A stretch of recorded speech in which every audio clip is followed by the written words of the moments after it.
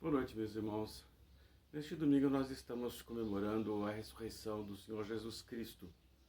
Um fato muito importante para os cristãos, desde os dias apostólicos, quando eles conseguiram compreender este fato. E nós lembramos nesse dia esse fato tão importante. Um detalhe que eu quero comentar com os irmãos nesse momento, não faz parte da minha mensagem, mas que curiosamente a ressurreição fazia parte da pregação de de Pedro aos judeus, quando ele fez aquelas mensagens, aqueles sermões evangelísticos em Jerusalém, no Pentecostes e nos meses seguintes. Um fato importante na pessoa de Jesus, na vida de Jesus, era a ressurreição, fazia parte da pregação. E depois, quando Paulo se torna um missionário aos gentios, todas as vezes que ele evangelizou, ele falou da ressurreição de Jesus. E hoje, os cristãos do mundo inteiro, todo tipo de cristão, só lembra da ressurreição nessa semana, quando os cristãos chamam de a Semana Santa. É um fato curioso. A ressurreição já não é mais a pedra de toque para a evangelização. Ela só é referida. Jesus morreu e ressuscitou. Não acho que seja um problema, que seja um mal. Isso que eu falo para os irmãos é uma curiosidade a respeito do dia que nós estamos comemorando hoje.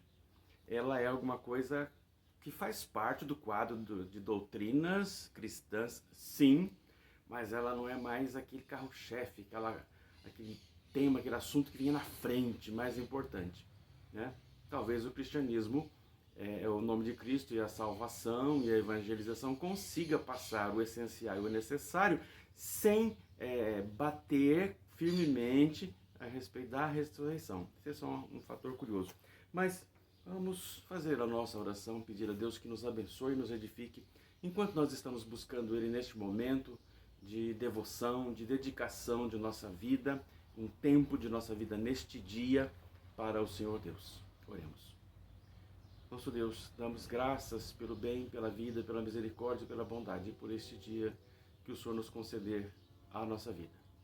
Pedimos, Deus, que neste tempo que vamos passar, pensando no Senhor, buscando Tua palavra, o Senhor nos abençoe. Para isso, Senhor, pedimos, prepara a nossa alma, perdoando os nossos pecados, pois nos confessamos na Tua presença como pecadores, que de fato somos, e pedimos misericórdia e bondade do Senhor. Que Tu nos ajudes neste dia, que a Tua graça, benignidade e misericórdia estejam conosco, e estejam com todos os Teus santos, com todo o povo de Deus espalhado pela face da terra, e que sejam guardados, protegidos e abençoados. Nós oramos no nome do Teu Filho, o Senhor Jesus Cristo. Amém. Eu gostaria de ler para a nossa meditação, me basear em Romanos 1, do verso 1 a 7. Romanos 1, de 1 a 7. Paulo, fazendo a abertura da carta aos Romanos, ele fala assim: Paulo, servo de Jesus Cristo, chamado para ser apóstolo, separado para o evangelho de Deus, o qual foi por Deus outrora prometido por intermédio dos seus profetas nas Sagradas Escrituras, com respeito a seu Filho, o qual, segundo a carne, veio da descendência de Davi, e foi designado Filho de Deus com poder, segundo o Espírito de santidade, pela ressurreição dos mortos, a saber, Jesus Cristo nosso Senhor, por intermédio de quem viemos a receber graça e apostolado por amor do seu nome, para a obediência por fé entre todos os gentios, de cujo número sois também vós, chamados para serdes de Jesus Cristo. A todos os amados de Deus que estáis em Roma, chamados para serdes santos, graça a vós outros e paz, da parte de Deus nosso Pai e do Senhor Jesus Cristo. Então esse é o prólogo, é a introdução, a abertura que Paulo faz da carta aos Romanos. Ele se apresenta, mas ele se coloca como servo de Cristo e fala quem é esse Jesus Cristo, né? E eu quero pensar exatamente nesse verso 4, que ele fala assim, que Jesus foi designado Filho de Deus. Não é que não fosse antes, mas foi apresentado a todos e foi declarado, reconhecido Filho de Deus com poder. E qual é a condição, o espírito, a tônica desse Jesus Cristo? Segundo o espírito de santidade. E o que concretizou, o que atestou essa condição de Cristo ser o Filho de Deus e estar de acordo com o espírito de santidade? A ressurreição dos mortos. E quem é esse? Jesus Cristo, nosso Senhor. Paulo está falando aqui da glorificação máxima de Jesus após o seu trabalho na terra. Então, de manhã, eu comentei com os irmãos numa mensagem a respeito do significado da morte, ou então uma análise da morte de Jesus, das coisas que aconteceram a ele, do ponto de vista humano e depois do ponto de vista de Deus. Que significado teve aquilo? Como Deus estava controlando, permitindo, concedendo para que as coisas acontecessem de um determinado modo, aos olhos de Deus, para ter significado diante de Deus, diante da lei dele, diante dos propósitos dele para a salvação. E agora completo essa linha de raciocínio com a meditação sobre a ressurreição, ligando a ressurreição com a morte e o futuro de Cristo, o futuro imediato de Cristo após a morte dele. Então, nós podemos pensar o seguinte, fazendo a ligação das duas coisas para que seja completo, é que a partir da encarnação de Cristo, houve o que nós chamamos de a humilhação do Filho. Humilhação não assim porque alguém foi lá e venceu ele e colocou ele para baixo. Não, humilhação autoimposta, humilhação a que ele se submeteu. E, Paulo explica isso, ele abriu mão da sua glória para se humilhar. Então, se humilhar quer dizer deixando aquela grandiosidade que ele tinha no céu para fazer o seu trabalho na terra. Então, ele deixou a glória celeste e se tornou homem. Então, isso começou a acontecer na sua encarnação, quando se tornou carne, quando se tornou homem. Depois nasceu de mulher, viveu a vida humana nas limitações humanas, convivendo proximamente com o pecado, que é uma coisa desagradável para Deus. Ele convivia com seres humanos pecadores, ele convivia com Pedro, com aqueles impulsos tremendos, terríveis de Pedro. Ele passou a conviver com Judas Iscariotes, um homem que tinha o roubo no coração, um homem que tinha um coração totalmente aberto para o mal e para o diabo. Difícil de entender, difícil de explicar, mas ele conviveu com isso. Isto era um sofrimento muito grande. Ele foi traído, sabemos. Finalmente ele foi morto. Ficou morto 3 dias. E isto parece ser assim, o máximo da humilhação que ele foi descendo, deixou sua glória, se tornou homem, foi descendo até a morte de cruz. Paulo fala dessa humilhação quando ele escreveu aos Colossenses, um trecho que nós conhecemos bem, no Colossenses 2. Ele diz assim: pois ele, Jesus, subsistindo em forma de Deus, não julgou como usurpação o ser igual a Deus. Antes, a si mesmo se esvaziou, assumindo a forma de servo, tornando-se em semelhança de homens, reconhecido em figura humana, a si mesmo se humilhou, tornando-se obediente até a morte e morte de cruz. Então esses versículos, nas palavras de Paulo, sintetizam o que eu estou falando para os irmãos. A descida à terra, depois a morte, tudo isso em obediência, por necessidade.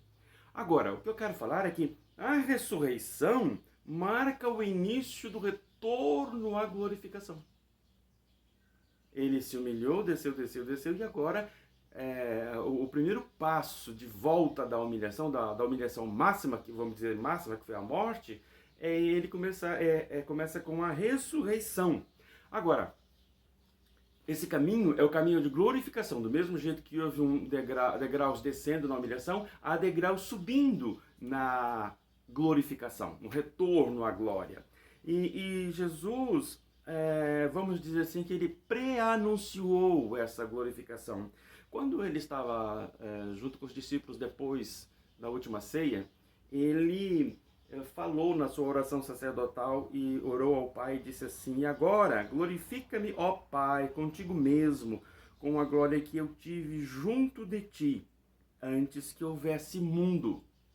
Ele ainda não tinha sido preso, mas horas depois ele seria preso. Mas ele já estava falando com o Pai: está na hora do Filho ser glorificado. Mas para o Filho ser glorificado, ele passaria pela morte. Nesse ponto ele está dizendo que para ser glorificado, ele passaria pela morte.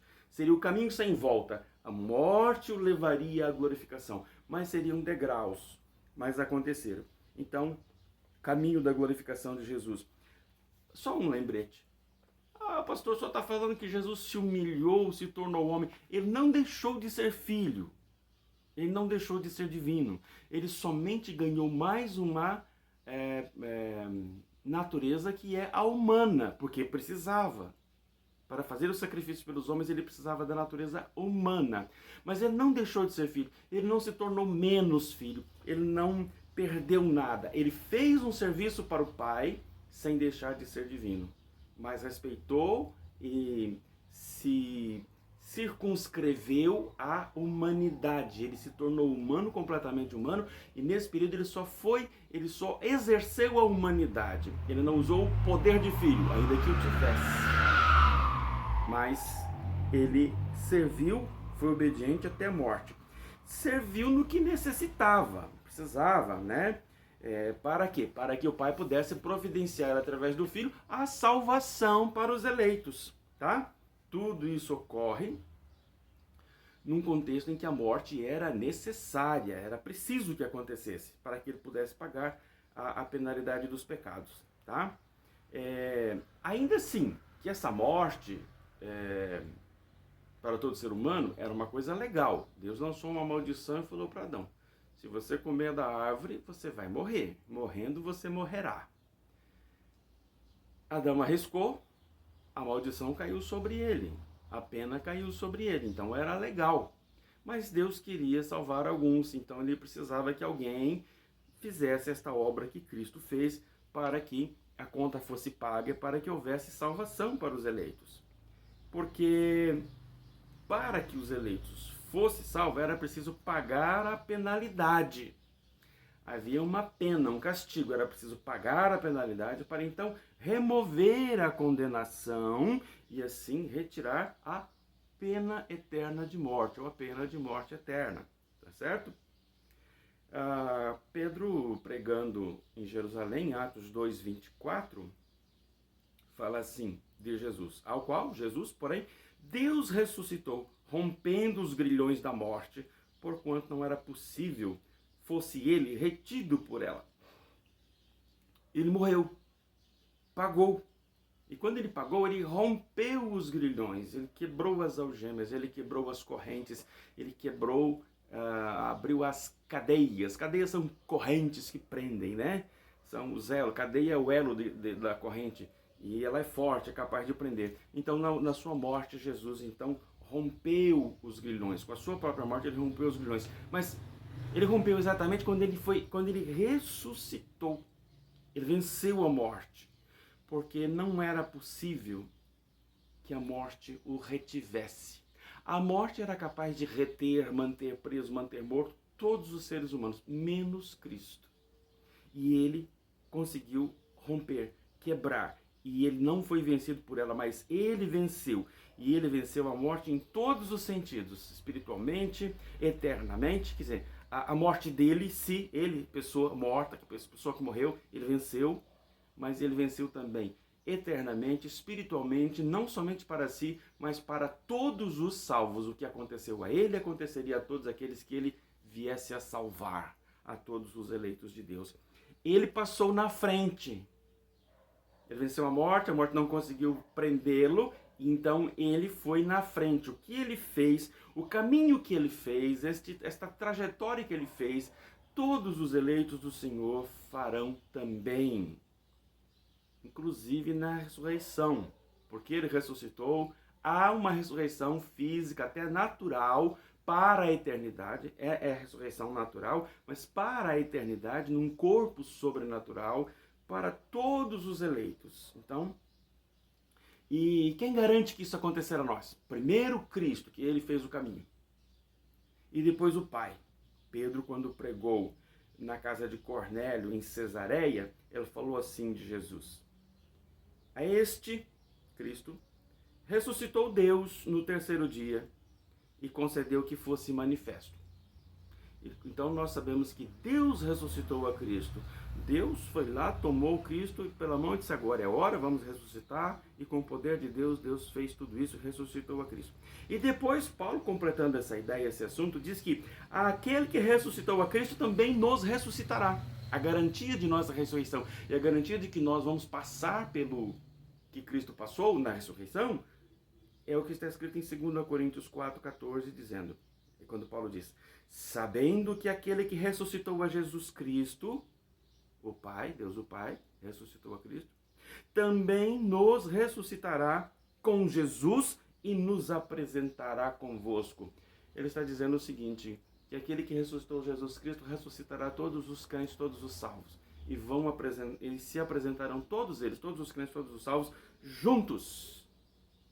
Então a garantia de nossa ressurreição é que o poder que ressuscitou a Cristo foi o poder do Pai. E os apóstolos, sabendo dessas verdades, também nos ensinam que Deus também nos ressuscitará com Cristo. Então, meus irmãos, a morte também não tem poder sobre nós, como não tem poder sobre Cristo. A morte, o poder de nos fazer permanecer e ser retidos para sempre e eternamente sem corpo. Morte é a separação do corpo. Mas morte também é separação de Deus.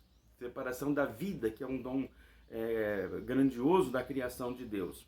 Então esta morte não terá domínio sobre nós. Nós seremos ressuscitados e ressuscitados para a vida, para estarmos juntos com Cristo.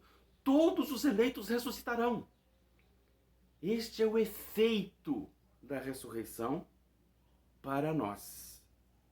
E todos os eleitos e todos os salvos estarão juntos no novo céu, na nova terra, o que isso significar, o que Deus criar para a eternidade do seu povo. Tá certo? Então, meus irmãos, vamos aumentar o pensamento e afirmar que a obra de Cristo, na verdade, só seria completa quando ele retornasse ao Pai ou ao reino celestial como vencedor.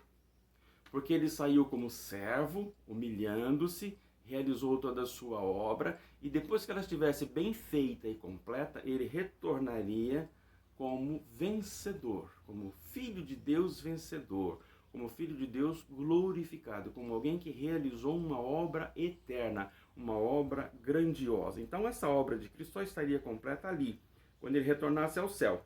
Mas para que ele retornasse ao céu, havia umas coisas necessárias para que a obra dele fosse feita.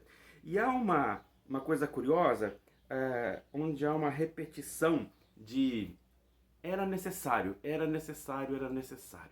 Olha só o que era necessário para que a obra de Cristo fosse completa. Primeiro vamos pensar que ele saiu do céu humilhado. Quando Cristo estava fazendo sua grande viagem, porque ele fez uma viagem no fim do seu ministério, ele fez uma viagem até o norte de Israel, até a Cesareia Marítima, e depois desceu de uma vez até chegar em Jerusalém. Nesta viagem ele ia para a última ceia, para a última Páscoa, que foi quando ele foi preso e morto. Nessa viagem houve um período que Mateus, por exemplo, 16, 21, registra assim: desde esse tempo começou Jesus Cristo a mostrar a seus discípulos que lhe era necessário, Jesus começou a mostrar que lhe era necessário seguir para Jerusalém e sofrer muitas coisas dos anciãos, dos principais sacerdotes e dos escribas, ser morto e ressuscitado ao terceiro dia. Era necessário passar pelo que passou naquela semana. Marcos, registrando a mesma circunstância na mesma viagem, fala assim em 8,31, Marcos 8,31. Então começou ele a ensinar-lhes que era necessário que o Filho do Homem sofresse muitas coisas, fosse rejeitado pelos anciãos e pelos principais sacerdotes e pelos escribas, fosse morto e que depois de 3 dias ressuscitasse. Isso tudo era necessário. Mas por quê? Pelos planos do Pai para que houvesse salvação. E essa expressão também acontece quando Jesus começou a ser glorificado. Depois, tudo isso ele disse, era necessário que ele sofresse, fosse morto e ressuscitasse. Tudo isso era necessário. E isso depois é dito também a respeito dos discípulos, quando Jesus havia ressuscitado. E eles ainda não entendiam. Em João 20, verso 9, está escrito assim: pois ainda não tinham compreendido a Escritura, nem o que Jesus havia dito na viagem, que era necessário ressuscitar ele, Jesus, dentre os mortos. Então, o que tinha que acontecer era necessário e aconteceria. Então, aconteceu. Era uma necessidade colocada pelo Pai. Precisa ser assim, vai ser assim, é necessário. Então, o Pai diz: eu endosso e eu realizarei. Eu farei com que chegue ao ponto final esta obra.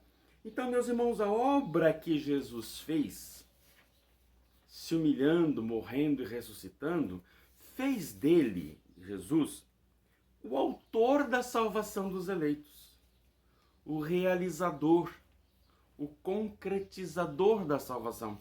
O Pai é o autor intelectual, é o projetor, o que projetou, o que planejou, o que determinou os meios, predestinou o Filho, designou o Filho e os meios e o poder para que as coisas acontecessem. No devido tempo, elas de fato aconteceram.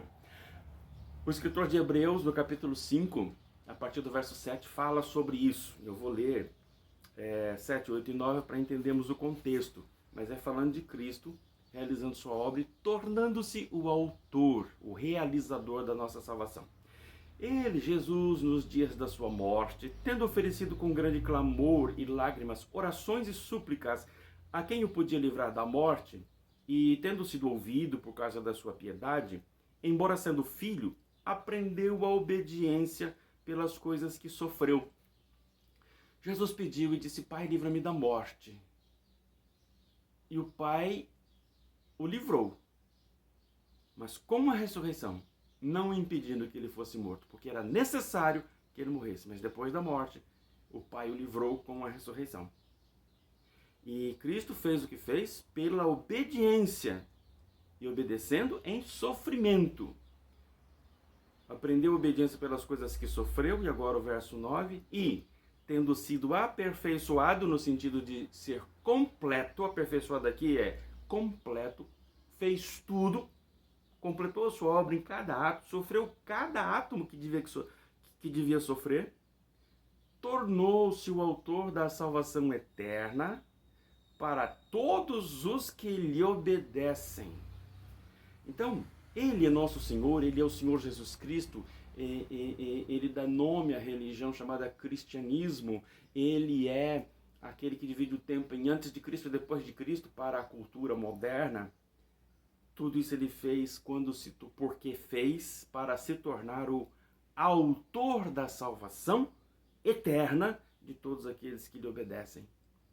Assim, ele é importante. Mas ele não é importante porque ele ganhou de graça. Não é assim: Jesus é o Senhor, é isso e tudo, porque ele ganhou um título. Ele não ganhou um título.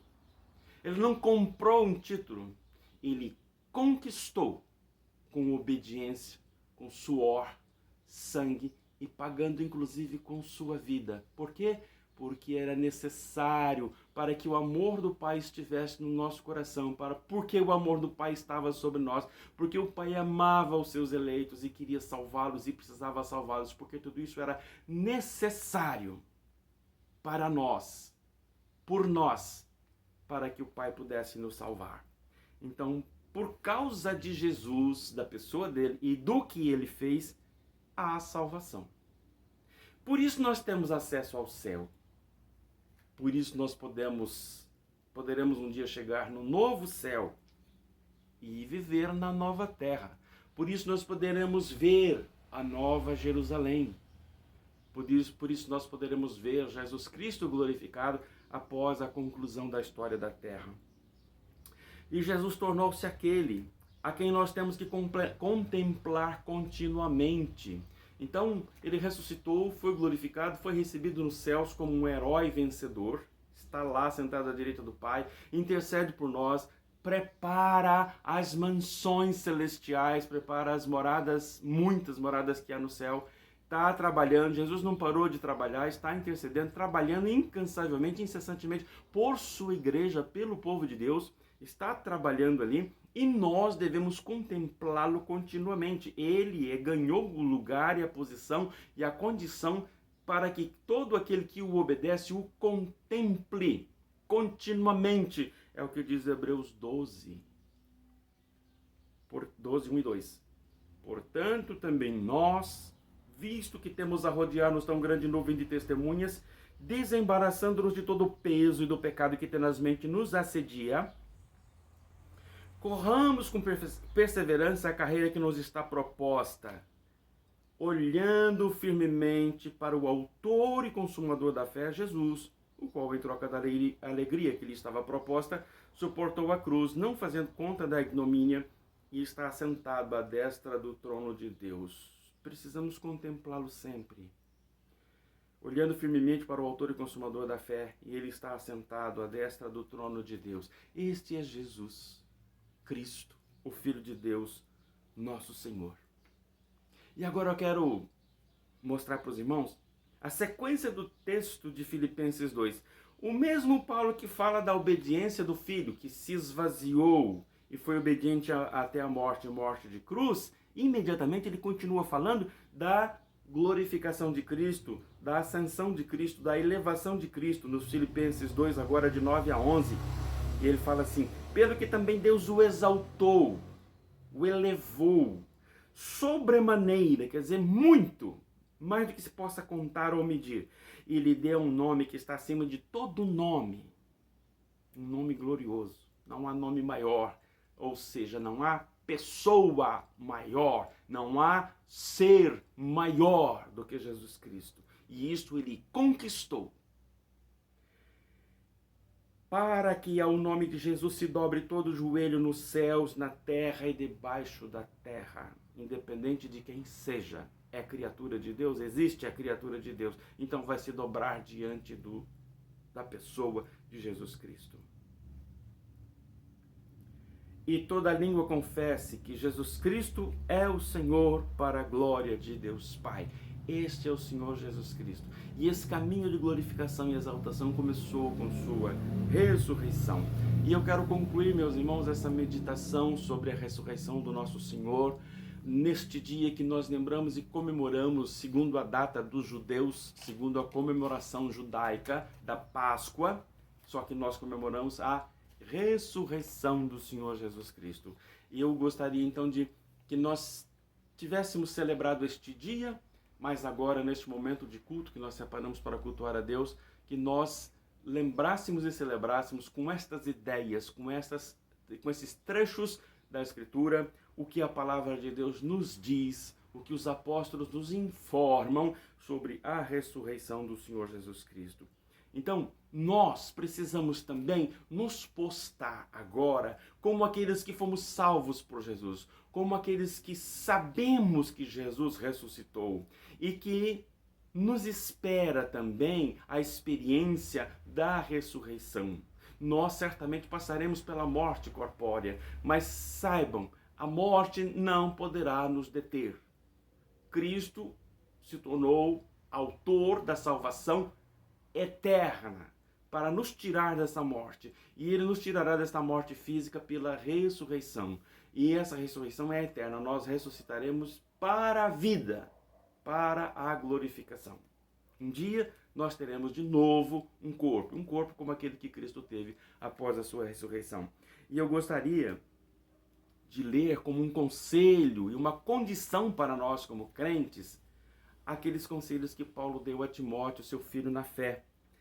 Escrito em 2 Timóteo, capítulo 1, de 8 a 13. Paulo fala assim para o Timóteo: não te envergonhes, portanto, do testemunho de nosso Senhor, nem do seu encarcerado que sou eu, Paulo falando. Pelo contrário, participa comigo dos sofrimentos a favor do Evangelho, segundo o poder de Deus. Quer dizer, não tenha vergonha de ser crente. Não tenha vergonha de testificar e dizer: Cristo é Senhor e é meu Salvador. Esta é a tua condição. Sofra se necessário, por causa do Evangelho. Mas passe por isso debaixo do poder de Deus, sustentado com o poder de Deus. Agora, a favor do Evangelho, segundo o poder de Deus, verso 9, que nos salvou e nos chamou com santa vocação, não segundo as obras, mas conforme a sua própria determinação e graça, que nos foi dada em Cristo Jesus antes dos tempos eternos, e manifestada agora pelo aparecimento de nosso Salvador, Cristo Jesus, o qual não só destruiu a morte, como trouxe-a à luz, a vida e a imortalidade mediante o Evangelho, para o qual eu fui designado pregador, apóstolo e mestre, e por isso estou sofrendo estas coisas. Todavia não me envergonho, porque sei em quem tenho crido, e estou certo de que Ele é poderoso para guardar o meu depósito até aquele dia. Mantenha o padrão das sãs palavras que de mim ouviste, com fé e com amor que está em Cristo Jesus. Estes são os conselhos. Que nós não tenhamos vergonha de testificar da salvação em Cristo. Que nós soframos, se necessário, por causa do Evangelho. Mas por quê? Porque este Evangelho trouxe a mensagem da Boa Nova de salvação e nos chamou. Vocação quer dizer chamar, e nos chamou com santa vocação. E nós conhecemos então a graça salvadora de Deus mostrada em Cristo. E Cristo, quem é Ele? É o que destruiu a morte, impediu que ela fosse eterna e trouxe para que nós conhecêssemos e nos entrega vida eterna, vida em abundância, e imortalidade, que nós conhecemos e alcançamos através do Evangelho. Então, meus irmãos, precisamos ser cristãos destemidos, corajosos, não envergonhados e olhando para frente, crendo que estas coisas são a nossa esperança, que aquele caminho que Jesus fez, sendo glorificado e sendo exaltado, também nós faremos. A salvação eterna é para os que obedecem a Jesus. Sejamos obedientes, sejamos destemidos, sigamos os conselhos de Paulo a Timóteo, 2 Timóteo 1, 8 a 13. Eu gostaria de terminar com uma oração pedindo que Deus te abençoe grandemente neste dia da ressurreição, neste domingo da ressurreição. E quando você pensar, em Cristo, lembre que Ele é ressuscitado. O que o torna o ser que Ele é, Ele conquistou quando Ele pôde ressuscitar com a glória e o poder do Pai. Lembre da ressurreição de Jesus durante todos os outros dias do ano. Olhe para frente pensando que, como crente em Cristo, você também ressuscitará. Que Deus nos abençoe. Amém. Oremos. Nosso Deus, nós damos graças por sabermos tantas verdades sublimes, elevadas na Tua Palavra, que nos informa estas verdades santas. Rogamos que o Teu Espírito Santo nos guie para que essas verdades façam parte daquilo que cremos, alimente a nossa fé, nos leve adiante, nos faça firmes, fortes, não envergonhados, mas corajosos, não covardes, mas destemidos, intrépidos, inclusive quando tivermos de testemunhar o nome de Jesus Cristo, o nosso Salvador. Se houver sofrimentos que nos esperem no futuro, nós pedimos a graça, a benignidade, a força, o poder Teu, Senhor Deus, para que no Teu poder nós passemos por tudo aquilo que houver de passarmos. Abençoa a nossa vida, abençoa a Tua igreja. Senhor, na Tua presença, como estamos, nós queremos interceder diante de Ti, em favor dos enfermos. O primeiro deles que nós colocamos diante do Senhor, o reverendo Jarbas. Nós rogamos graça, benignidade, misericórdia, sustentação ao Teu servo. E rogamos, Pai, que a cada dia de vida que lhe deres, nós rogamos também suporte, força e condição de exercer a sua vida. E que ele a exerça, Senhor, te servindo como sempre fez, pela maior parte do tempo de sua vida. Com ele nós rogamos, abençoa sua esposa, os seus familiares em todas as gerações. Sejam guardados, protegidos, abençoados. Nós agradecemos pela melhora dele, Pai, porque nos alegra muito. Mas, Senhor, nós pedimos que cada um dos teus servos da igreja em Indiaporã e os seus familiares que precisam de saúde, de força, de proteção, nós rogamos que o Senhor os ajude. Que o Senhor dê sabedoria à liderança, que o Senhor dê graça aos teus servos, que o Senhor dê firmeza de fé, que o Senhor dê determinação na fé evangélica que foi entregue aos santos. E o teu povo ali, Senhor, viva e realize, Senhor, a obra de santos na terra.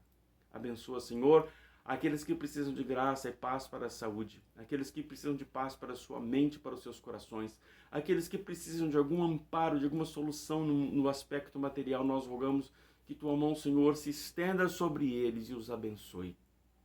Guarda, Senhor, abençoa a cidade de Indiaporã para que ela possa se ver livre de males tão grandes que têm sobrevindo a todos.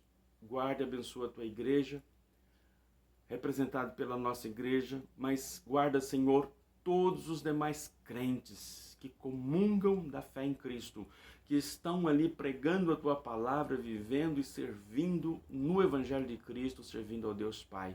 Guarda cada crente, guarda, Senhor, a cada crente espalhado pela face da terra, que o Senhor Deus seja glorificado em cada um. Guarda a nação brasileira, Senhor, e na nação brasileira nós pedimos guarda os teus santos, os teus crentes, e abençoa cada brasileiro. Guarda, Senhor Deus, o teu povo, abençoa, nós necessitamos de ti. Dá-nos graça, dá-nos sabedoria para este tempo, para esses tempos tão confusos, Senhor, em que falta a liderança política adequada, que falta a condição adequada. Nós não estamos aqui fazendo política, Senhor, senão cumprindo tua palavra, pedindo por aqueles que são autoridade, que o Senhor nos ajude, dando-nos boas autoridades, boas pessoas que exerçam sua autoridade.